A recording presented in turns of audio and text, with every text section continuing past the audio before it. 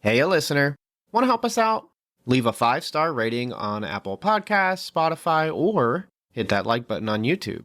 Only takes a second on your end and really helps us out on ours. Otherwise, enjoy the show. You're listening to Cinematic Doctrine.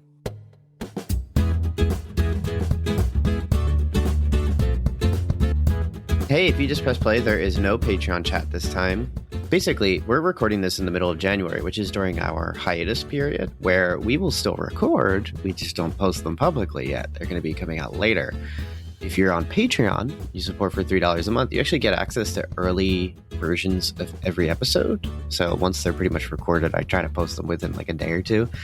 And so this episode on Stranger Things Season 5, you would have heard probably a couple weeks ago, if not a month ago. There's still benefits to supporting on Patreon, like early episodes. So yeah, check out the Patreon. There's a lot of cool stuff there. Like I said, you could have probably heard this episode like in the middle of January instead of waiting until February or later to check it out. But you press play not to hear me pitch the Patreon, which you'll hear more about later in this episode. But you press play because you want to hear a discussion on Stranger Things Season 5. Whenever we do like movie discussions, which in this case is a show discussion, whenever we do TV show discussions, we do two questions. The two questions at the start are no spoilers, and then the next two questions after that are full spoilers. So if you haven't seen all of Season 5, which, gosh, everyone I feel like has watched Stranger Things, but if you haven't finished it or you just weren't interested, but you do want to just kind of hear about it, stick around. We have some cool stuff. And then when we get into the spoiler specific things, which is when we'll get to all the big things from Season 5, that we'll make that distinction clear so that if you haven't already seen it, pause and go watch it and come on back. Anyways, I am here with Kathryn. What's up, Kat? I am here as our resident Stranger Things cynic. so Melvin, we'll see how this goes. So before getting into that, first, just how do we feel about this season 5 of Stranger Things? Let me just give a little context. So at the end of, obviously spoilers for seasons 1 through 4. I'm not going to explain all of it, but at the end of season 4, Vecna was defeated, but not before essentially this is all going to be Greek to everyone who doesn't watch Stranger Things. Vecna was defeated, but he was still able to open up this portal, which was basically his plan. He wanted to open up a portal into Hawkins, and then finally everyone's back in Hawkins. Season 5 opens up with, it's been 2 years since the event where the Earth split open. The military swiftly moved in and actually covered up all of the like scars in the Earth that were all like openings to the upside down. So basically the military has, there's a library, and this is where the main opening to the upside down is. And it's completely not just quarantine. This is closed off. So no one on the outside can actually see this portal. And the gang, the main crew, has been sneaking into the military base to then do these crawls. They're basically, we have sectors of the upside down that we know exist, and we send Hopper in to investigate a location. And that's the beginning of Volume 1. There were 3 drops to Season 5. Volume 1 was Thanksgiving. Volume 2 was Christmas. Finale was New Year's Eve. And Volume 2, I won't get into specifics, but it basically picks up some more of the, let's say, when things become more urgent, characters are in more danger, and then the finale, of course, is bringing it to the end. I think that's about covers like all the main plot points, because like I mentioned, all the characters are together. It's not like the previous seasons where everyone's kind of separated in different disparate locations. I guess season 3 they're all pretty together, but let's now jump into season 5. So what did you think of season 5? Well, first off, leaving season 4, where you get this really wonderful wide shot of all of our characters realizing what's happening to Hawkins with the scarring and these multiple places that you can just hop right into the upside down. So ominous. I was like, oh, like that seems like a big deal. The upside down is now coming to the right side up. And I'm really excited to see how our characters are going to immediately jump into this craziness and start to fight it off. So starting season 5, where it's like, hey guys, it's 2 years later. The army's been here for quite a while. I bet you're wondering how we got here. Something about that just didn't feel as rewarding to me. if I had to sum up my thoughts about season 5 in general, I'm going to start with the positives here because my other stuff is kind of scathing.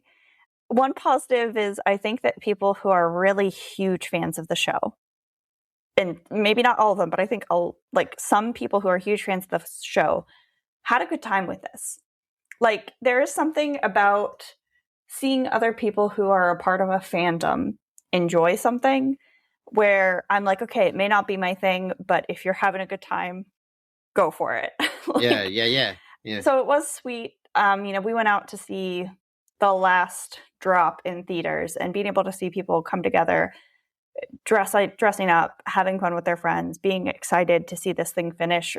And I mean, for a lot of people, like, it's mostly people younger than us who grew up with the show. Like, this feels significant to them because it came at a significant point in their life. Yeah. So, like, that's a positive that I've seen.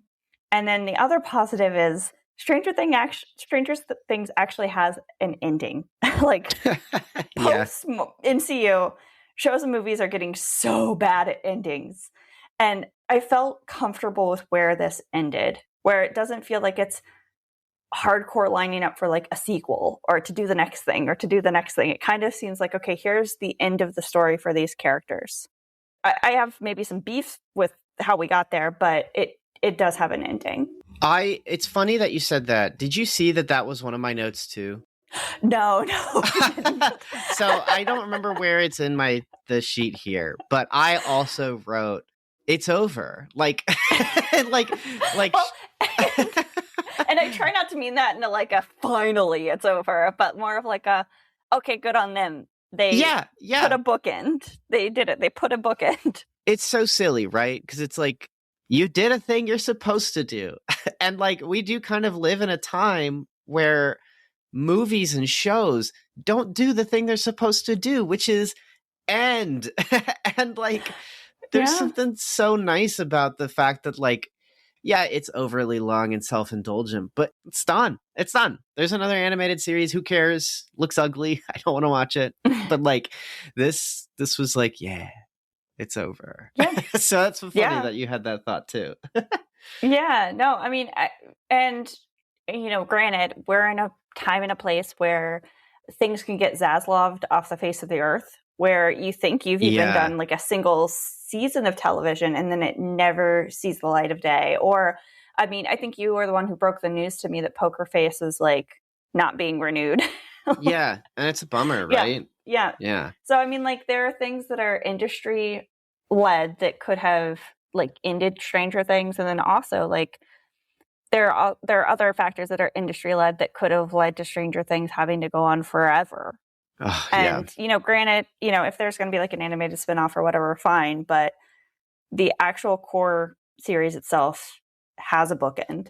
Like, and that's I appreciated that. And we can all commiserate about like what we didn't like about it, which we absolutely all have been. But it's nice that it's over.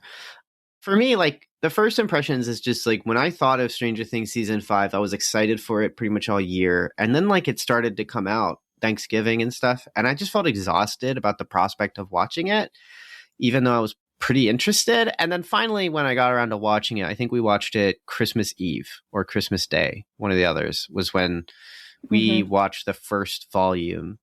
And like, once I started watching it, like, I was engaged and hyped. Like, I was really interested to see what would happen, just on an overhead view. Like, okay, this is officially the last season. Once we press play, I was like, all right, I really want to just watch this and finish it. Like, I want to keep going. So they still got that going for it. And I was having a good time. Like, I was engaged enough to see where things would go. I know that's the nature of Stranger Things, that you finish an episode and you just want to put the next one on. But that was cool. I still like the characters, and the Duffer Brothers and team showed that they still know how to make good characters, because like Derek comes out of this season just so good. Like, he's a fun character, and like, yeah, I don't know how they do it. Like, every character though, to me, like, really succeeded in being interesting. 11 probably the least interesting. And then I was interested to see where the plot would go, like, being this epic finale of like a whole season of Act 3 to me was interesting. That said, as we were watching it, Volume 1, which is probably the strongest of the 3 drops, it feels a lot like Star Wars The Rise of Skywalker. Not in the way that Rise of Skywalker sucks and is boring and very embarrassing to watch. More like it felt like a season that was expressly written to satisfy fans. Volume 1, you feel that, but it's still enjoyable. And all the strongest stuff is there. And then Volume 2 comes out. And Shock Jock, that's the episode immediately after Sorcerer, and it's pretty good. I really, it starts to have the cracks, but Volume 2, that first episode, still is really strong, has one of the best parts of the season. And then the next 2 episodes are just like, oh man. I mean, they're just lore-heavy exposition. I have watched more interesting lore drops on YouTube about Dark Souls and Elden Ring, and that is way more complicated. And I've ended those episodes in tears. And I'm watching, like, professionally written, millions of dollars produced episodes of television that are just so boring. So Volume 2 was brutal. And then the finale, I mean, we saw it in theaters. It was 1,000 times better watching it in theaters. If we watched it at home, I'm positive I would have been so, like, bored.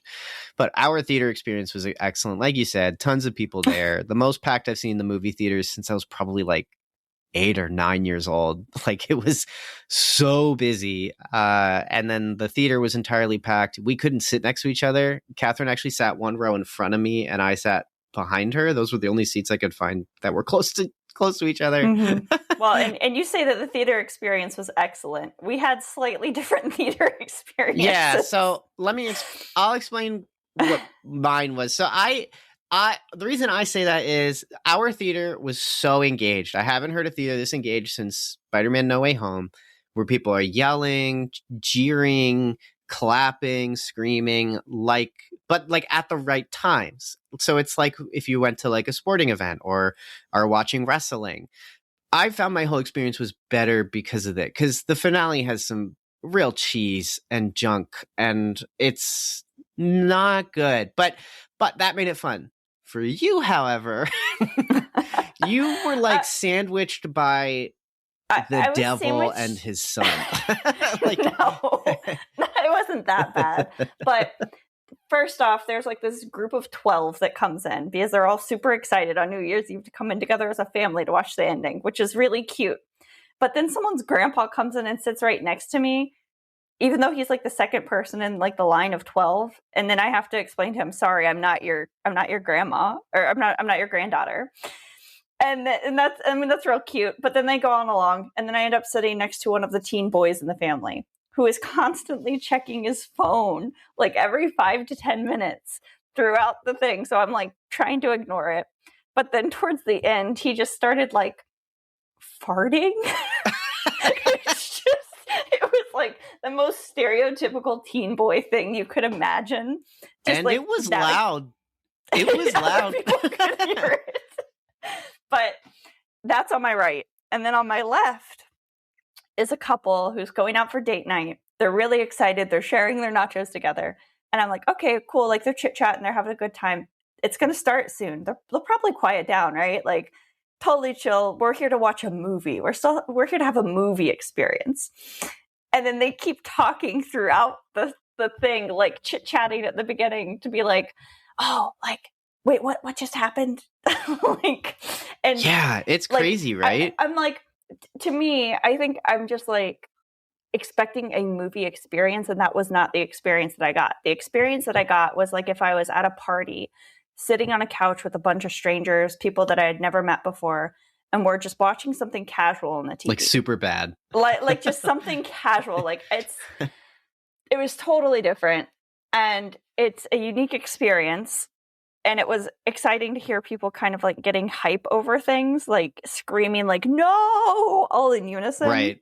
Or like when 11 like does something awesome, everyone cheered. There's some like 12-year-old saying cuss words in the front row and bothering his mom with that. You and I had like really polar opposites, because on my left also was 2 friends, but they would be only talking in the sense that like if a character was in danger and it was their favorite, it was like, not my girl. No, they gotta do something. And it was just like, it was kind of like awesome. Like, so, because we do that. We've done that when watching certain things that like we feel a little looser about, right? They're not like a serious movie. Well, so Godzilla vs. Kong, where like I clutch onto your arm and I'm like, that's my son. Great. When I see the tiny baby gorilla. Yeah, when he uses the tiny gorilla to hit other gorillas. Yeah, so all that to say is, I mean, I would be remiss not to mention that the theater experience was an experience. Yeah. All in all, season 5, what did I think about it? It is probably the worst season of Stranger Things. Season 2 getting pretty close. And this is probably the worst finale. Season 2 getting close. But there's also a fair amount of positives if you really, really endure past a lot of the like total and complete junk. And then our theater experience was wonderful. And I don't think that could have existed if we watched it at home and engaged it in any other way. So you may not know this, but the easiest way you can show your support for Cinematic Doctrine is to rate and review the podcast on iTunes, Spotify, or wherever you listen. So press pause and share your thoughts. We'd love to hear what you have to say. And then press play again so you can hear the rest of the show. But you also have bad, I say we, theater experience. My theater experience would not have been as good. My experience was an experience. Yeah, you just had like teen boy farting in your nose. Like, it's just like terrible.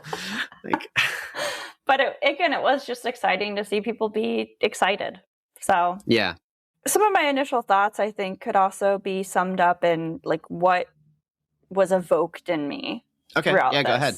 Yeah, I mean, I think they're fair enough as like kind of like what came out of me in watching this. I mean, definitely, I felt more cynical about season 5 than I have about any of the previous seasons of Stranger Things.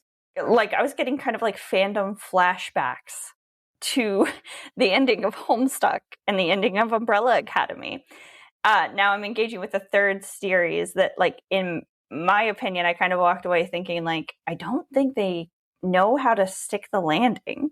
Like, how, like, and by that I mean, I don't think they know how to make like an engaging story while also landing somewhere that feels satisfying and like our character arcs are closed and like you've gone through a journey with these characters and you feel content with where they've landed because you've grown alongside them. Why do you think that is? Because that seems to be how a lot of people feel.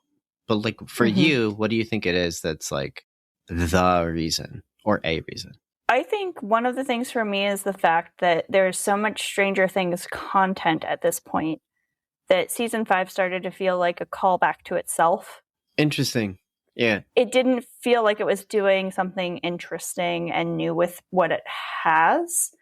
And when it introduced new characters, I didn't feel like it was really meaningful or impactful because I knew that these characters would only be with us for a very short amount of time. For instance, so like what we've done with characters in the past few seasons, we're really just going to whittle them down to like brass tacks. Here's who the characters are. And then we're just going to like kind of play the fan favorites. Yeah, interesting. I thought of two things about why this season felt like they weren't able to land the plane. I think one, I said to you earlier today, was just like Stranger Things doesn't have anything to say. Like it is a coming of age story in that first season, and then it kind of has just fun doing things after that. But there isn't anything to say. And so when you're trying to then put a bow on it, like all, and have everything come together, you don't have a goal in mind. Each season 1 had a kind of a goal. Like, it's just good storytelling. And they just did well with it. And then season 2, they're making it knowing we're going to make more after this. This is why episode 7 of season 2 is so bad, because it's so off the beaten path. It's a disaster. It's so bad. But they knew they were going to get a season 3. They knew they were going to get a season 4, and so on and so forth. And maybe they didn't know that they were going to get a season 5, but there was more to be said. Now it's like, oh, we want to finish it out. It's like, oh, how do we put a period to a run-on sentence that just keeps going and going? Like, it's still grammatically wrong. So just on an overhead storytelling philosophy reason, that's one thing I thought. And then another thing I thought with your Flanderization type thing is, they did say they did finish characters' arcs before. The only one that actually really felt like there was more to do were the two characters that carried this season, Steve and Dustin. Like, they carry the season dramatically. They're also engaging. They do things that you don't know will come back, or at the very least, don't get resolved immediately. And then they have the best dramatic point in this season in the second to last episode. So then when you get to the finale, their story's already over. So like, it was like so weird. But like Hopper, his plot ended in season 2, and then he's supposed to be gone at the end of season 3, but then they dredge him back for 4. And granted, I like his stuff in season 4, and it works too because it's very different, because it's an escape heist like plot line. So there's weird stuff going on there, but his dramatic arc has kind of ended. And season 5 just does season 2's dramatic arc again. And it's like, yes.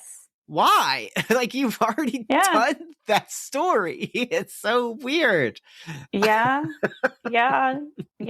Well, and I think like this is probably the biggest thing where like I was like, okay, it's just not landing for me. We had a really interesting discussion earlier today about shows that have stuck landings. And two examples we brought up earlier were Breaking Bad and Avatar: The Last Airbender. Yes. And something that like is kind of pulled out of that is those are both shows that have very small core casts, and you stick with that core cast throughout the entire series. And really, like, to me, I think like the biggest crime, as if I'm prosecuting Stranger Things, their biggest crime is that it's suffering from character bloat in this last season. So many. Like, you're talking about like character arcs that were finished seasons ago, but then we're dredging all this back up so that everybody's favorite character can have a moment.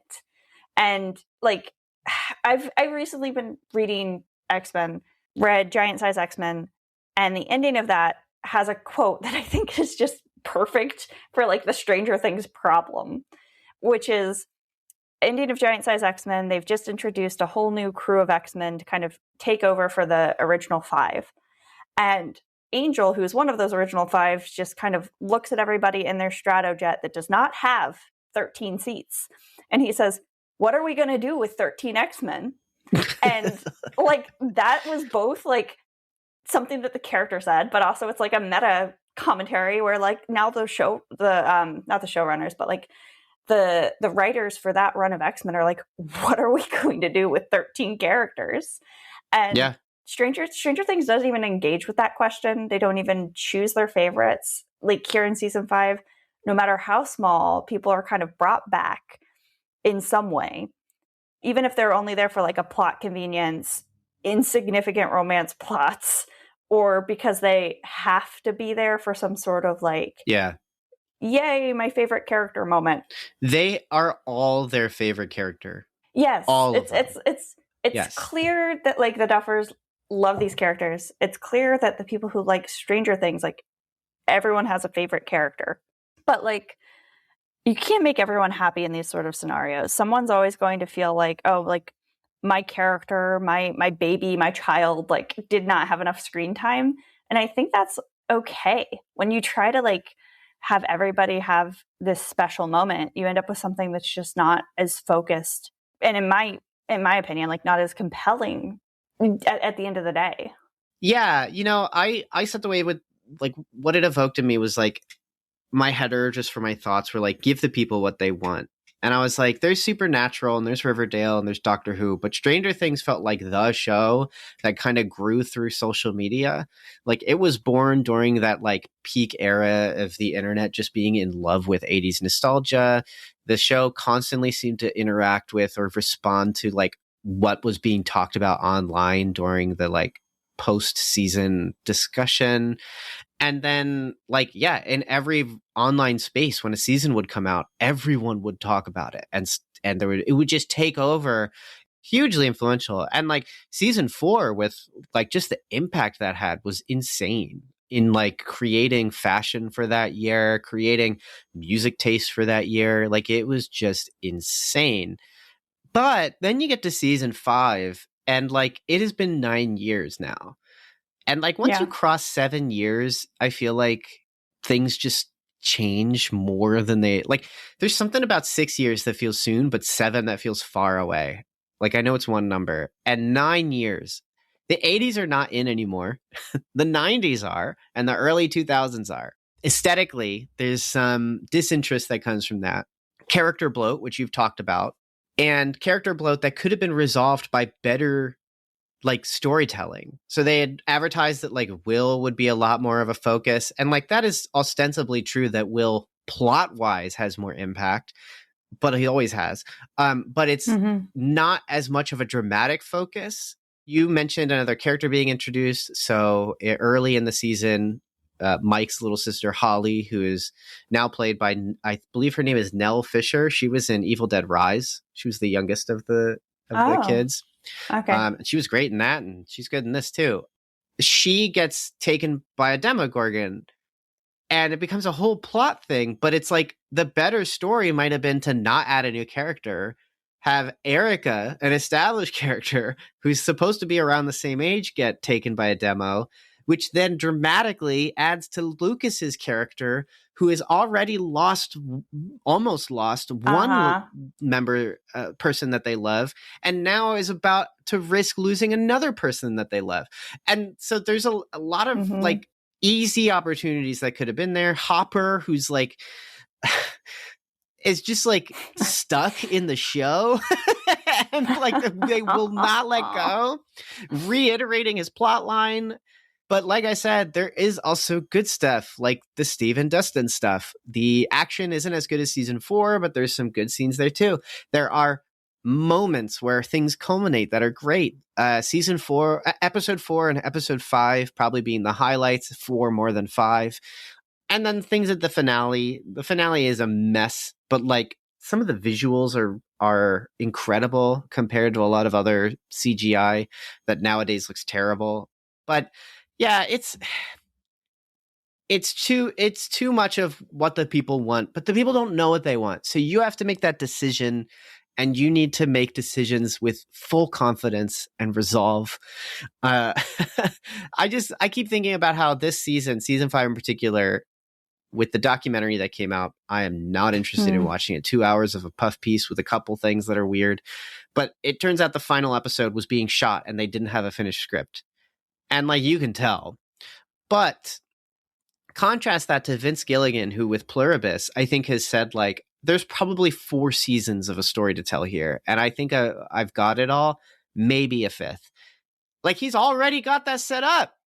And he doesn't even know what the people want yet. The season just came out. So it's like, that is a person confidently telling their story and then hoping it resonates. And Pluribus apparently is stellar. I'll get to it eventually. Just finishing Breaking Bad again. Yeah, I mean, it just really, Stranger Things does start to feel like fan fiction. Like, even just hearing you propose the idea of like, oh, well, you know, Erica's an established character, and we could have had something where like that then adds into Lucas's story versus like having Holly, who is literally a baby throughout most of like the story. Yeah. Like a very, very young child. Yeah, like, I mean, I don't know. I had this I have this feeling, and people might not like my opinion here, but there are clear favorite characters, and those are the characters that get these meaningful one-on-one scenes and moments, like Dustin and Steve. But introducing these new characters in your final season, or like reimagining characters like Holly, it just seems so much like original character, like OC territory to me. It just felt like fan fiction, even though they're not actual like self-insert characters or anything like that. Even Derek, which I know everybody loves Derek. Derek's good. Delightful character, delightful actor. But I'm also like, why are we introducing a new character now? I think like, it's why? that to go with your fan fiction thing. It's that despite being the main writers and creators of the project, they are writing fan fiction of their own story. And so the parts that feel like fan fiction are bad, and then the parts that are new, like Derek, who is just a rascal. Like, we haven't had a rascal yet in the show like this, because Derek is just like, I mean, he's looking Vecna in the eyes going, your mom, like that. That's incredible. Like, we've needed that energy. That's good. But when they're not innovating, when they're not making things that are new, when they are just, as Daniel said, I think in the season 4 discussion, like, each season is just, what are the Duffer Brothers into at that time? And they put it in that season. When they're like, wow, Wrinkle in Time, let's plagiarize that. Like, that stuff isn't as interesting as the original stuff they work with. And so, yeah. And you reminded me that, like, one of the structural things that people were even commenting online, and I want to make clear, when online discourse happens, a lot of people copy the same thoughts and put them out because they want to be the one who says it first. There's no way you can prove this, obviously, but I had this thought watching the show, and it was, the show is just rotating the same 3 scenes, describing what they're going to do with objects, someone going, hold on, wait a second, to one character so they can do a one-on-one chat, and action sequences. And it's just so clinical, and just like putting the square in the square hole. Like, they are really just like rotating these 3 things over and over. It's constant, to the point that when Steve finally says he has a plan, I was just like, yo, chill, bro. It's cool. Like, Nancy's not going to like you. It's fine. Like, you don't have to impress him. Like, oh, so, man. I mean, it sounds like, I feel like we've already towed, like, yeah, we can get into spoilers, around but and go in ahead. Spoiler stuff. But no, it sounds like that's one of your recurring motifs, is talk about the plan, talk to someone one-on-one, do the plan.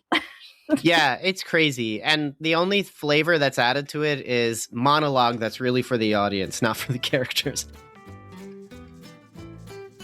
Enjoying this episode? Grab that share link and tell your friends. Word of mouth is the most effective way for a podcast to reach new listeners, so don't be shy. Share the episode wherever you can. Let's get into spoilers, though. So we are going to open up into the specifics, all the episodes, all the moments, all the endings, all that jazz. So if you haven't watched it, I mean, the whole show's good except for season 5. And then season 5 is like decent to bad at times. So, but at least it's shorter than season 4. But season 4 is good. Mm-hmm. So yeah, that first thing, recurring motifs, prominent, significant moments, and/or characters. Can we start with the fake out sacrifices and why does no one die? Can we start with that? Gosh, yeah. So you said it's fan fiction, which notoriously either doesn't kill people or kills everybody. Or makes them all naked. Or magically brings people back to life. Don't forget that. Right. I proposed it's just a prestige CW show. Like a Vampire Diaries. Like, of course no one's going to die. It's all the characters have to get along and they need to stick it out. Like, they need to make it to the end of the show. So, like, that's how I kind of felt. Like, by this point, they went full CW. And, like, there are still cool moments that feel very... not prestige television, but feel very higher quality. Like I said, the visuals are the CGI and stuff is good here. But like, it's this season of all seasons was a CW show, man. No one was gonna die. Yeah.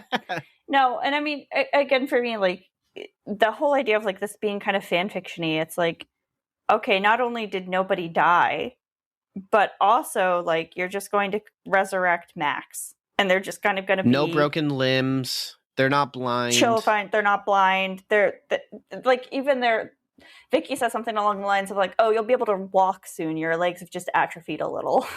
Which like, is crazy. Very, very crazy. So, yeah, I feel like there's like no major sacrifice. Even whenever the buyer's parents get incapacitated, I was like, oh, Ted's dead. Like, Mr. Byers is dead. They haven't shown him on screen because he died. And then that's not the case at all. He's fine later. Of all characters. Of all characters, he could have died. Out of all the characters that they could have been like, okay, done. And also, like, it undermines how impactful it was for Mrs. Byers to be like, I'm going to defend my family. Like, she didn't need to die, but I am saying, like, it's impactful to Holly's story and could have been impactful to Mike and Nancy's story if now, like, they're like the Baudelaire orphans and they don't have parents. Like, that would be a pretty big messed up thing for them to go through. It would add even more drama to the seriousness of saving Holly. Like, that's their only family left. They gotta go get them. There's a quote. There's a bunch of quotes about what the Duffers said about why they didn't kill characters, and people have kept asking, and they kept having their answers, and none of them are satisfactory. Not one. They're like, oh, we're not Game of Thrones, which is ironic, of course, because they didn't want to be Game of Thrones, and then their finale's a mess. But why they don't kill characters? Because they feel like it would mess up with the tone. Fair. They don't want to kill the main characters because, like, I think it would be fair to say that if one of the main crew died, these characters, I mean, we'd have another 3 episodes. It would be like, you remember in episode 4 of Madoka Magica when Madoka cries, I think 6 or 7 times? It would be like that for 3 episodes of Stranger Things, where I just feel like the characters would have so much difficulty recovering from it. Now, that said, you could write things that go around that, because, like, you have characters like Nancy, who is so positively stubborn. They have resolve. They have such resolve that, like, they could probably be able to get everyone motivated to move forward. Or a Hopper, who, if he's gonna be here, he might as well be the emotional support that they can lean on, which would be a big difference from him in season 1. The actual adult in the building. Yeah. Right. And so death is helpful in storytelling because there are things after death for the living to go through. And I think people were kind of desperate to see what would happen with these characters if that took place.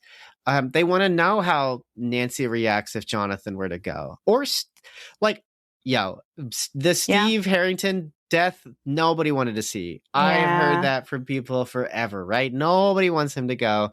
It was very much like if Daryl dies, we riot with The Walking Dead. Like, it was crazy. And they knew that with Walking Dead. They would tease it like all the time that he was totally going to buy it, and then he does it. But, like, man, someone had to go. Walking Dead still committed to, guess what? Some of your favorite characters are not going to be here anymore. Yeah. Like, it committed. And, like, I think too, you know, thinking from a story perspective, we get to see Dustin mourning the loss of Eddie. And that means something.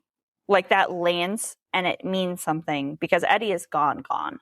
Right. And, like, we absolutely are not getting that with any other characters. We're not getting that with this story.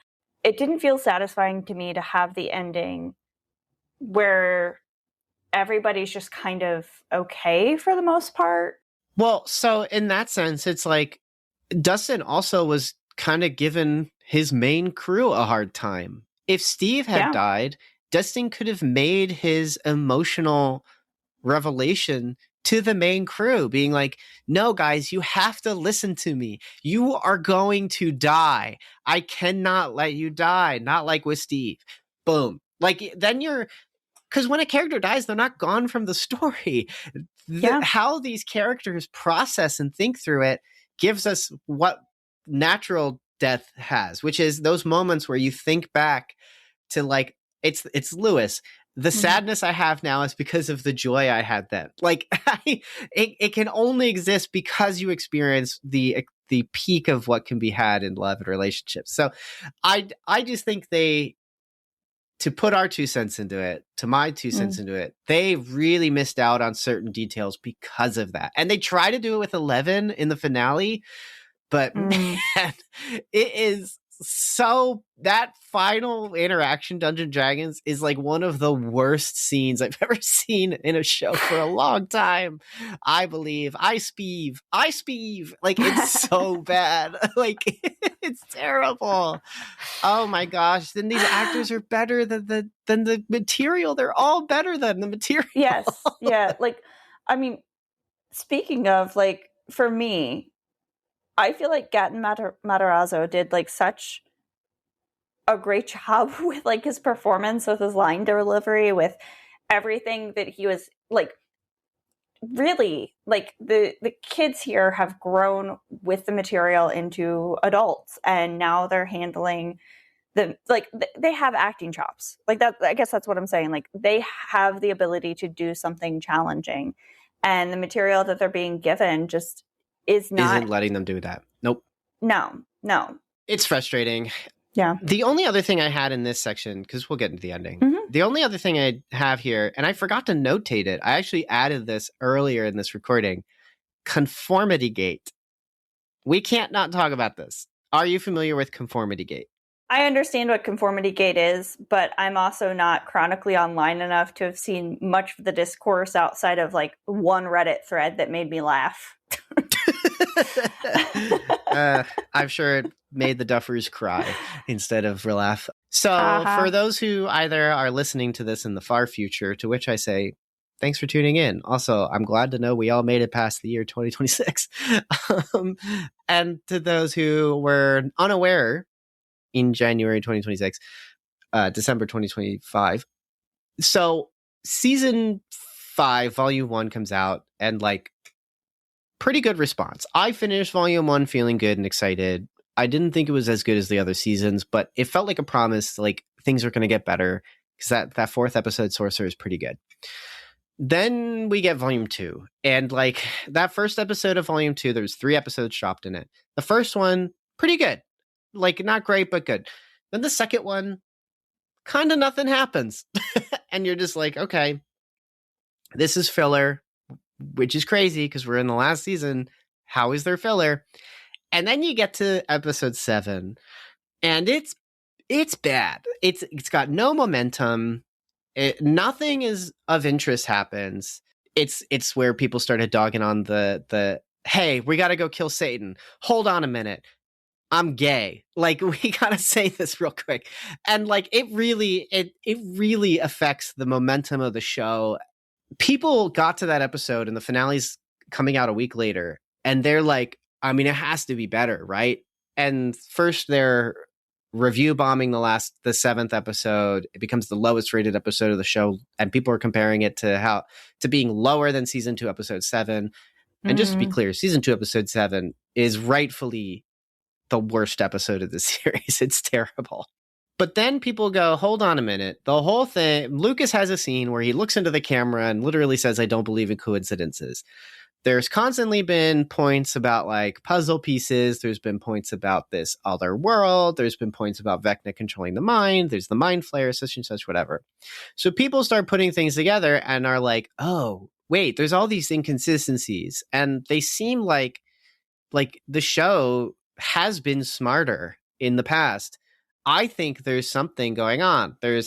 And so then this theory essentially becomes Vecna, after episode 4, when Will connects to Vecna and is able to control the Demogorgons, something happens. And Vecna got connected to him in that episode. So the next 3 episodes, the volume 2, are all from Vecna's like control. So that's why there's things that are kind of off. That's why at one point Will is outside and it's cold out.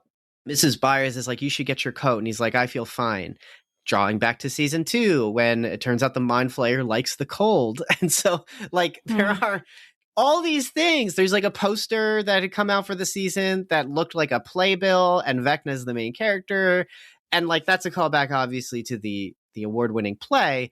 But like, all these pieces just feel a little purposeful. The one that got me is that earlier in the season, we learned that they're inside of a like Vecna Mind Palace, and they end up in a location with the spinny wheel. What is it called? The merry-go-round at a playground. And in the middle, it's supposed to be like yellow, but in the Vecna version, it's gray. And then they are able to interact with it, and it opens up something. And then later in volume 2, we see an object that is just a different color. It's just a different color. And it probably is lighting. And if they're shooting on digital, colors are way less consistent. But it all kind of felt weird. And so then we get into the finale, and there's a scene where like Max is awake, but then weird, trippy things happen. And it felt like everyone in the room went, oh my gosh, it's true. Vecna has been in control of everything, and like Max is the first one that's going to be totally sucked into it. No, none of it's true. None of it was true at all. The final episodes of TV, like they beat Vecna in like 40, 30 minutes. There's still another hour, and that next hour is all just resolution. But there's all these weird things in the finale. So the following week, people go, there's a secret episode 9.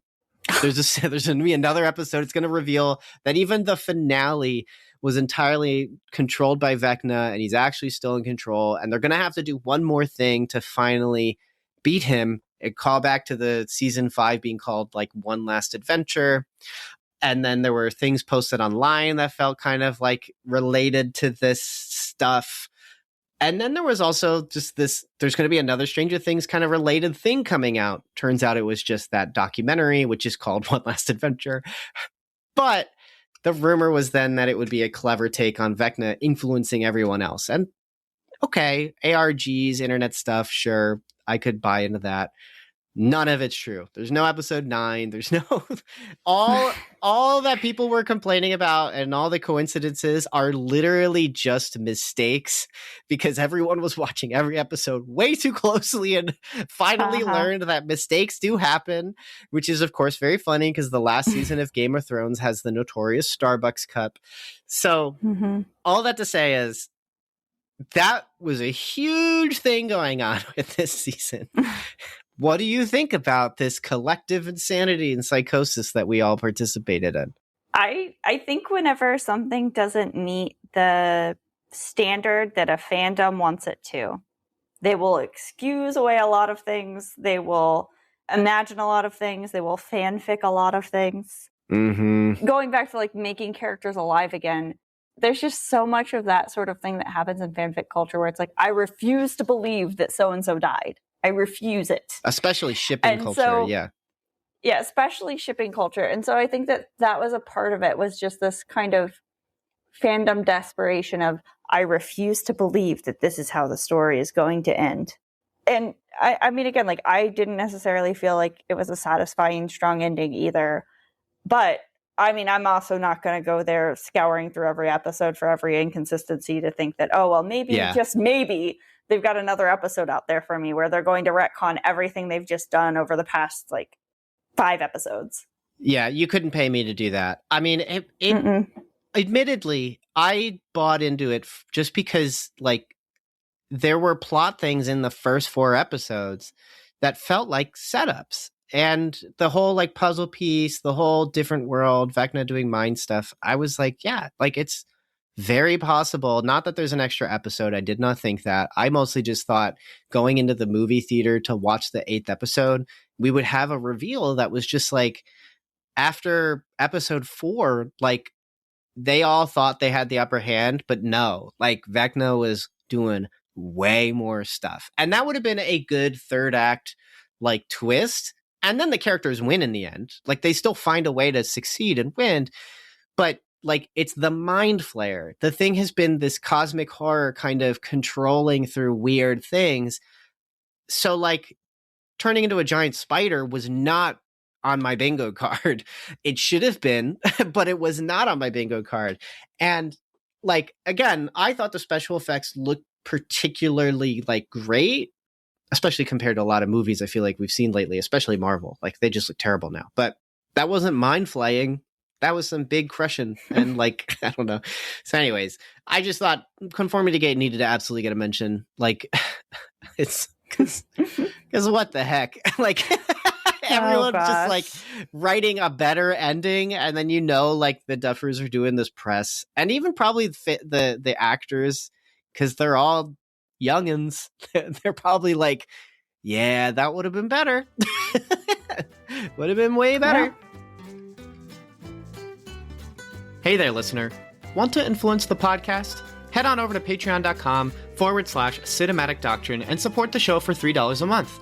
In doing so, you'll be able to vote on a movie poll that picks a film we discuss each month. So jump on over there and have your voice heard. But hey, let's get into the ending. I'm not gonna do what I typically do with movie discussions where I explain everything. If you've seen the ending, you know everything that happens.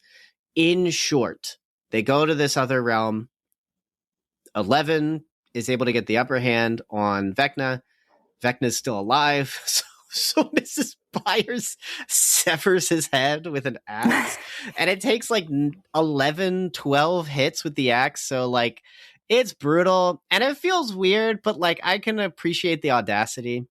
It feels weird because there's all these children in the room, but I get it. And then we get like literally an hour of resolution where it's literally where are they now? And like it's cheese, and it's like frankly pretty moldy cheese because you can tell it's cheese whiz. You can tell certain characters are not in it. Like our actors are not in it. I really thought Finn Wolfhard was kind of like checked out. So in particular, comparing the scene where Finn Wolfhard, where Mike is saying his goodbye to Eleven and he thinks Eleven's going to die. I really thought he was really wood in there. But then I watched the table read when they're reading it for the first time. And like, he was probably caught off guard emotionally by the plot, but he's like weeping and it's like great. He's like blubbering his words. I'm like, where was that? And it's like probably because everyone's like, this is not good. This is dog water. And so the Duffers are like, hey, turn up the music. Let's make it a hit. So like, it's crazy. Purple Rain. I know, it's gnarly. So you get to the ending. All these characters have their resolution, and it really is like, I mean, it's so it's not melodramatic. What is it? There's a word for it. It's not melodrama. Whatever. It's self-indulgent. It's not good. What did you think? Gosh, yeah. With the ending, really, like I have my gripes. I have my like list of gripes. But for me, I mean, definitely you already talked about it. Joyce chopping off Vecna's head. I'm like, this feels weird and unearned. It's not like she's had this like vendetta, like I have to kill the guy who hurt my son. Why was she there? And then she just out of nowhere was like, I guess I'll kill the guy that hurt my son. So it feels weird. But then I think for me, the biggest thing where I was like, oh, like, I don't like this. And was this in the finale or was it in the prior to that, like where like Nancy and Jonathan break up? That's like an episode or two before, but it's like a mess. It's a mess. Yeah, but that is such a mess. That scene is such a mess where there's like all this time spent on it. And there's this like dramatic tension where like things are melting around Nancy and Jonathan and you think that they're just going to die. And then they have this big like relationship moment where they're like, I don't think that we're meant for each other, but I love you, but I don't think we're meant for each other. And then they throw the engagement ring away. But then they also like hug each other passionately. So like I'm over here, I'm like, did they break up or did they not break up? They don't feel like real characters in that moment. And there are other characters that also don't feel like real characters throughout season 5. But the whole finale to me kind of felt like Nancy and Jonathan's breakup, where I'm like, everybody has these dramatic moments where like they're talking to each other one-on-one. And then these fake outs of like, oh, they could die at any minute, but then they never die. It felt really cheap that the ending is essentially 11 sacrifices herself in the Upside Down. The military catches everybody.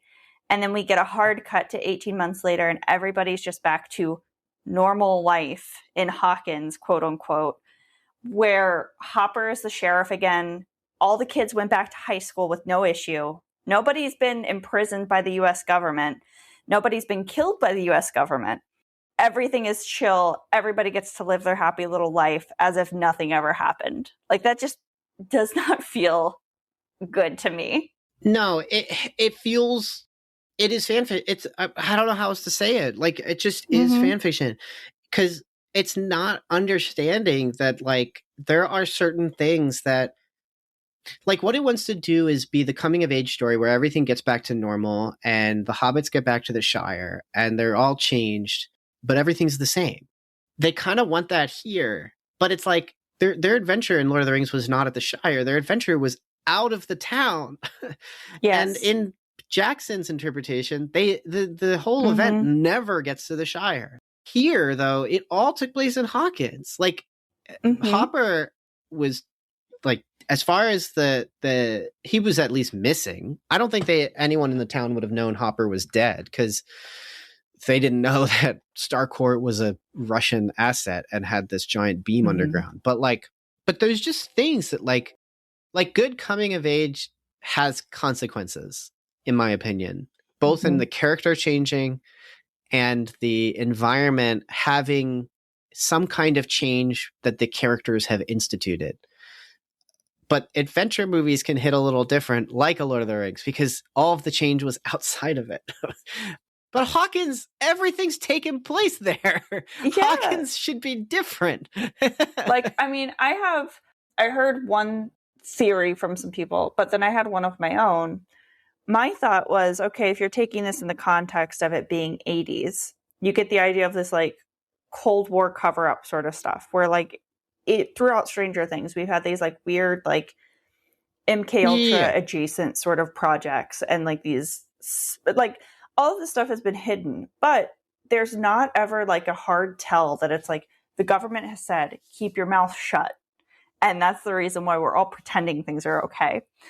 And there's also no consequence. So to me, like that doesn't land. Like there's not like some sort of affidavit that everyone has to sign that says you will never talk about Jane Hopper or Demogorgons or Vecna ever again. Yeah, because it doesn't have anything to say. If season 5 probably had something to say, it could say something about like 80s scares and stuff. But like, it just doesn't, there's nothing to say. It doesn't. Well, and the thing that I've seen a couple of different people mention online is like, oh, well, it makes sense. Like if you look at it as it being something that's a homage to like 80s media, where like if you're considering it to be something like E.T. or Breakfast Club, well, how do those end?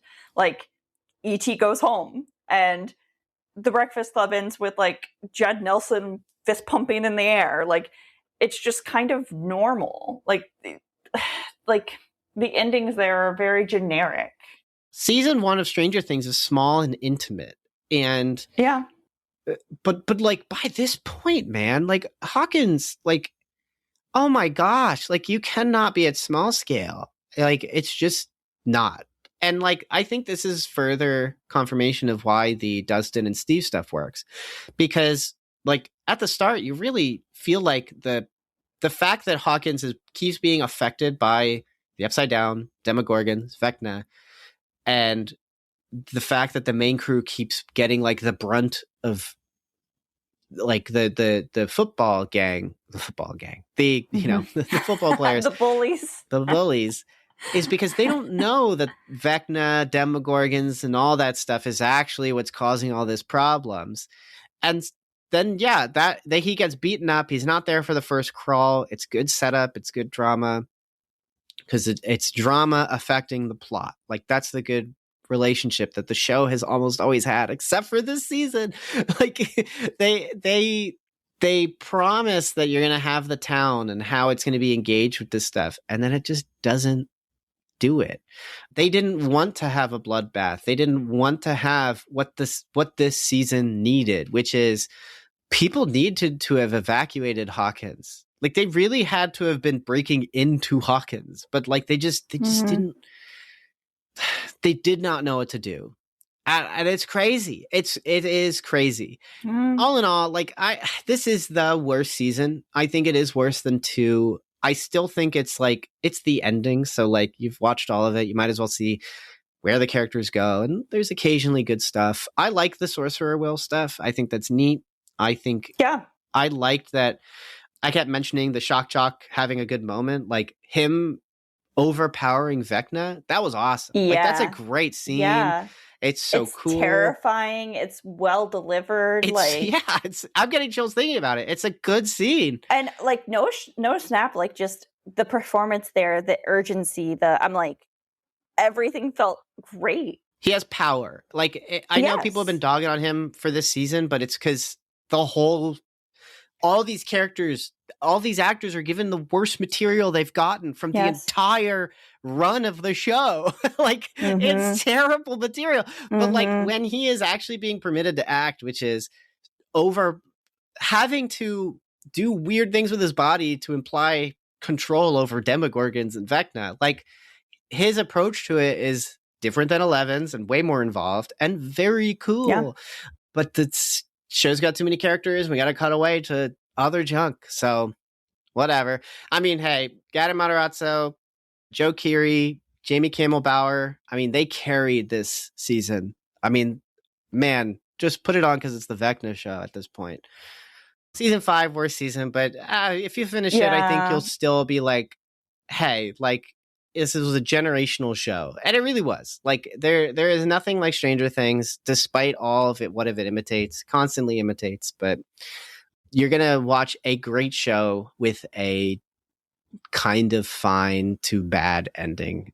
I mean, I would be interested to see the projects that the actors from the series take on going forward. I don't think that season 5 is representative of their skill and talent. No way. And I would be very curious to continue to see like the projects they choose going forward. Been itching for Cinematic Doctrine merch? Check out the support tiers on Patreon. We're offering merch to those who support at select tiers. So head on over to patreon.com/Cinematic Doctrine and share your support. There's a link in the show notes too. Let's do recommendations. What do you got? Well, I thought it would be on brand, and I haven't recommended this before. I want to recommend A Wrinkle in Time, the graphic novel, which is adapted and illustrated by Hope Larson. If you are new to A Wrinkle in Time, you've never read it before, or if it's been a while since you've read A Wrinkle in Time, and watching Stranger Things Season 5 makes you go, that's actually a really good story. Maybe even a much better story than Season 5. I would definitely recommend picking up A Wrinkle in Time, the graphic novel. It's a bit of a quicker read. For those who have never, read the story before, the story follows Meg and Charles Wallace Murray and their neighbor Calvin as they partner with 3 otherworldly beings to rescue Meg and Charles Wallace's dad, who has gone missing while doing top secret work for the government. So already, some of those things kind of sound Stranger Things-y, which is why, season 5 draws inspiration from it. But I would definitely recommend it if you want something that's a quick and easy read and very enjoyable. I'm going to recommend a movie we actually watched last night during a special screening at a local theater. They screened George Romero's The Crazies, 1973. Still thinking about the movie. I mean, it is weird. I feel like I use that word to describe a lot of movies. But it's basically a pandemic movie without, like, zombies. It's like Contagion, but with zombies. Like, I don't know where to put it, right? Like, they are not zombies, but it's just the movie starts, there's a sickness, and then immediately this town is quarantined. And there's threat of martial law. The mayor is like, no, you have to respect people's, like, rights as citizens of the U.S., but then, like, the government has way more information about the danger they're in with this disease that is crazy. And, like, a flavor to this movie is it's also out in Western PA, where people are very much so like, no, it's my right to bear arms. Yeah, a lot of gun toting. Yeah. And it all starts because a man burns down a house. He kills his wife, burns down his house, and the 2 children are horribly injured. As the film progresses, we learn to what scale the military has taken control over this town. We learn how infectious what newfound disease is, whatever it is. We learn what the disease is. It is very much talking about a lot of political things regarding government overreach and control, but also about individual, like, people. And it's good. I really enjoyed it. It's less about characters and more about things and plot. And that's why I thought of Contagion watching it, not just because of sickness and plague, but because Contagion is a lot of people in various spots having to respond to the fact that there's this insane pandemic. And yeah, all in all, pretty good, very freaky. I would say taboo, scary stuff is what I'll say, because they're not zombies, but their inhibitors are off. So be mindful, because I would say it's a bit transgressive. So yeah, check it out. It's an interesting movie. I mean, before it started, the programmer talked about how this is considered one of the lower points for Romero, but he personally liked the movie. Watching it, I enjoyed it. When we were walking out, I heard people say they liked it. So maybe we're all freaks. Maybe we're all crazy. But check it out. You decide. Thanks for checking out this episode of Cinematic Doctrine. If you enjoyed the episode, give us 5 stars on whatever podcast app you're using. Oh, and don't forget to subscribe, too. We put out stuff like all the time. If you're listening on YouTube, hit that thumbs up and leave a comment. It helps the algorithm share our stuff around, and I see them, so I usually reply. Also, if you support on Patreon, you could have totally heard this episode early. There's a bunch of other benefits to supporting on Patreon, so head on over to patreon.com/cinematic doctrine to learn more. Speaking of Patreon, thank you so much to our Art House Theater tier Patreon supporters. Thanks, Thomas, Shirley-On, Mom, and Dad. Your support is greatly appreciated. Until next time, stay cool.